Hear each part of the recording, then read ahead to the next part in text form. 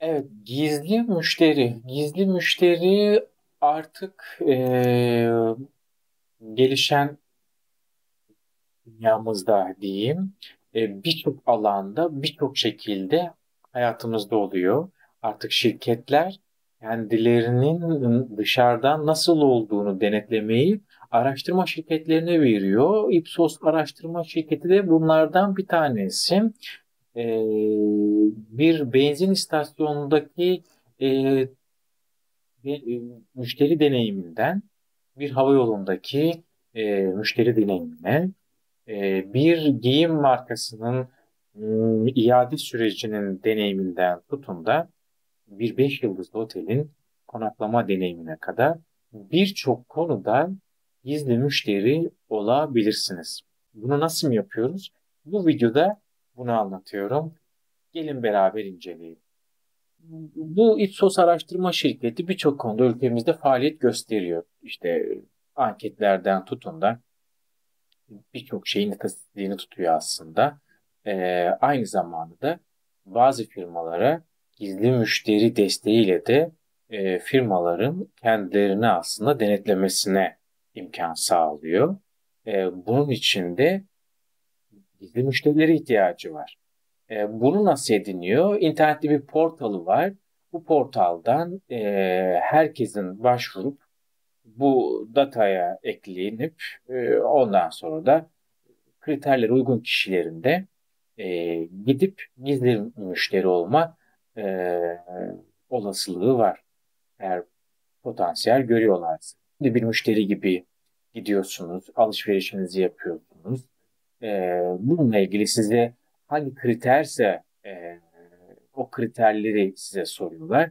Siz de onu küçük bir anketini veya küçük bir raporunu tutmuş oluyorsunuz.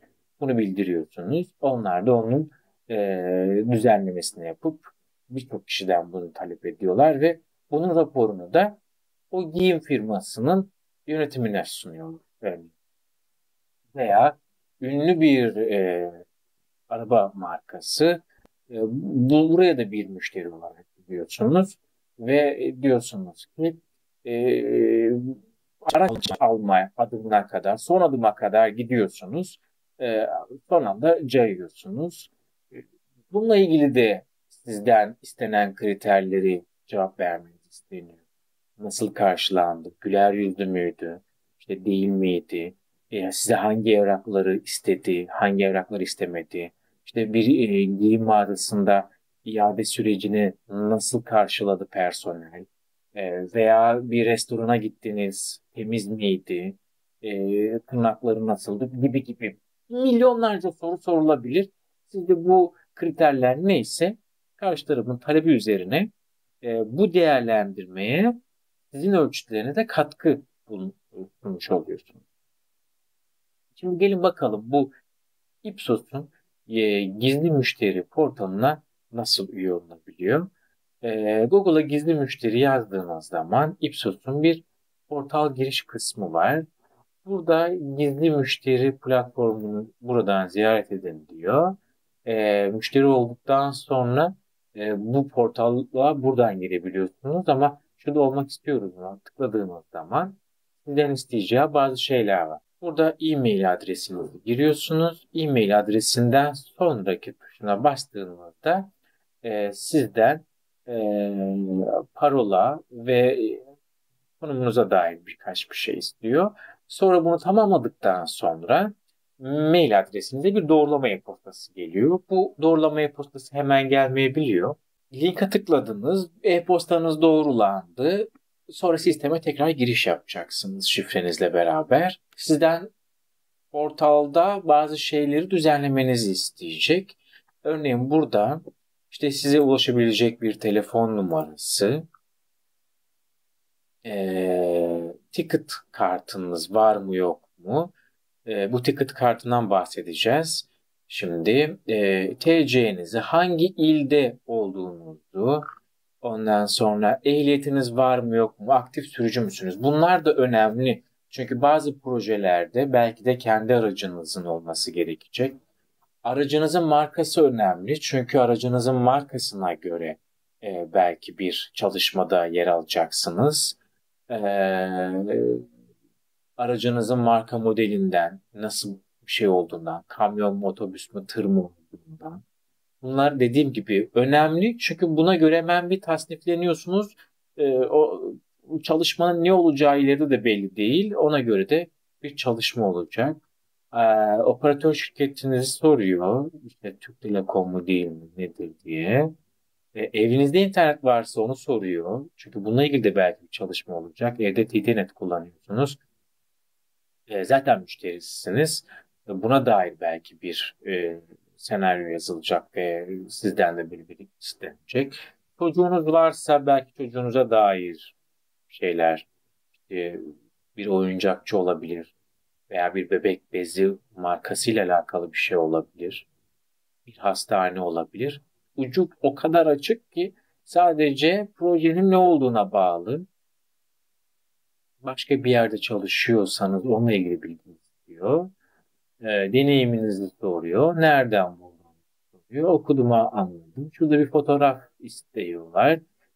2 adet bir güncel fotoğraf istiyorlar ki burada da işte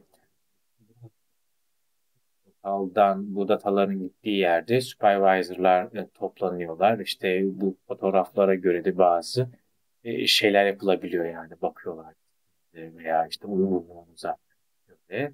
E, Sisteme yüklüyorsunuz. Oradan sonrasını da şimdi bahsedelim. Şimdi o gerekli bilgileri doldurdunuz. Adres kısmınızı doldurdunuz, yaptınız.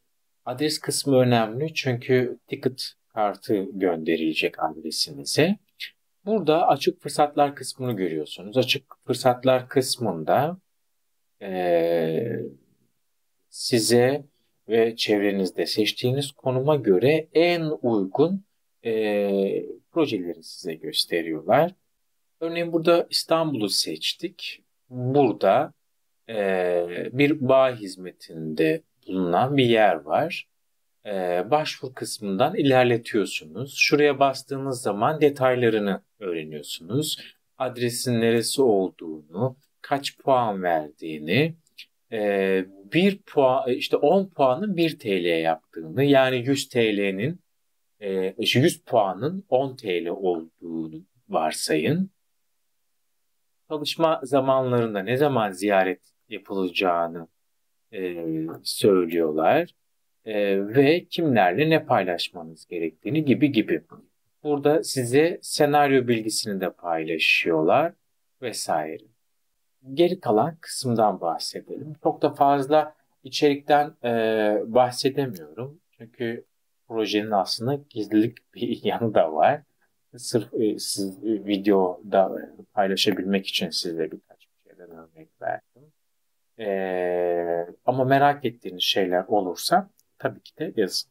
Şimdi size farklı koşullardan bahsedeceğim yine. Örneğin nedir?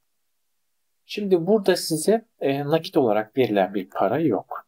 Size bu puanlar kadar işte 10 TL'nin 1 lira yani 100 liranın da 10 TL gibi bir skalanın olduğu bir puanlama yapıyorlar. Bu puanlamanın karşılığı olan TL'yi size bir yemek kartı olarak veriyorlar ve yemek kartınıza yükleniyor. Az önce gördüğünüz işte 600 puan gibi ortalamalar var. 300 puana var yani 30 TL değerinde olan, 600 puan var yani 60 TL değerinde olan. Ee, Benim daha çok karşılaştıklarımda daha da yüksek puanlamalar var. Bu tamamen projeye göre değişen puanlamalar var.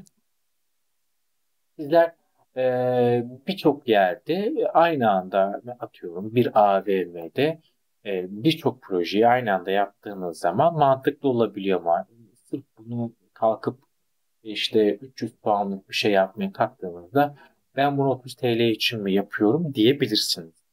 Ama sistemi kendinize oturttuğunuzda ve alıştığınızda bir şöyle çıktığınızda bir AVM'ye gittiğinizde bir bakmışsınız ki aslında 3-5 tane yapmışsınız. O da size işte birkaç 100 liralık bir yemek kartınıza para olarak yüklenecek bir şey ortaya çıkacak. Ama siz istişarenizi supervisor'larla artırdıktan sonra bir bakmışsınız ki onlar da size geliyorlar. İstişareyi artırdıktan sonra siz atıyorum konum değişikliğini yaptınız. İşte memlekete gittiniz, yola gideceksiniz. Siz aslında bir uzun yol şoförüsünüz. Uzun yol şoförüyseniz gidip bakabiliyorsunuz. Yol üstündeki istikamet bir benzin istasyonunun tuvaletinin temizliğine hakkında aslında bir proje var. Bir benzin istasyonunun marketiyle alakalı bir şey olabilir. Temizlik konusunda bu tuvaletlerin bunda çok fazla var. Sizden fotoğraf çekmenizi isteyecek. Sizden bazen başka şeyler isteyecekler vesaire. Bununla ilgili güzel bir aslında ek gelir olabilir sizin için. E, Bu konuyla ilgili birçok sorunuz olur. Bana yorumlar kısmından yazın lütfen. Şimdi aslında böyle küçük küçük şeyler de var ama bunu şimdi size projenin içerisine girip göstermem gerekecek vesaire vesaire. Burada da bu sefer e, şeylerin ihlali olsun da istemiyorum. Ama mantık bu. Ödeme yöntemi bu. Çalışma şekli bu. Ee, Ek gelir olabilecek bir şey bu. Şimdi bir şey daha mesela var. Ee, Siz bir yeri ziyaret edeceksiniz. Bununla ilgili bu portalda küçük bir sertifika almanızı istiyor. Yani o da konuya hakimiyetinizi anlamak için örneğin mesela e, benzin istasyonuna gideceksiniz. Benzin istasyonunuzda ne yapacağınızı anlamaları gerekiyor. Bununla ilgili size bir metin, hemen akabinde de bununla ilgili birkaç test yapıyor. Birkaç test dediğim belki birkaç soruluk bir şey yani. İşte şöyle mi böyle mi evet hayırla devam edeceğiniz bir test. İşte onu da finalinde o 3-5 sorunun finalinde de bir onun sertifikasını almış oluyorsunuz ki yani şunu anlamak istiyorlar. Siz bu işi yapabilir misiniz diye. İki sıra zaten bunları yaptıktan sonra böyle bir alanı var. Bunu bundan ibaret. Merak edilen bir şey olduğunu düşündüğüm için bu videoyu hazırladım. E, Beğendiyseniz videoyu beğenin, paylaşın dostlarla, eşlerle. Herkes bunu yapabilir. Bu öyle bir şey ki ucu o kadar çok açık bir şey ki işte dediğim gibi bir uzun yol şoföründen tutun bir doktora kadar, bir avukata kadar. Yani bu gizli müşteri özellikle gelecek dönemlerde boyutu inanılmaz derecede çok fazla, çok boyutlu. Bir havayolunun uçaktaki şeyinden tutun, müşteri deneyiminden tutun da e, bir oteldeki konaklamaya kadar, örneğin bir 5 yıldızlı bir otelin gizli müşterisi de olabiliyorsunuz. E, Bir başka bir şekilde de. O yüzden çok önemli. Bu gizli müşteri kısmında bence herkesin değerlendirebileceği bir yapı. Sizler de değerlendirebilirsiniz. Beni izlediğiniz için teşekkür ederim. İyi günleriniz olsun.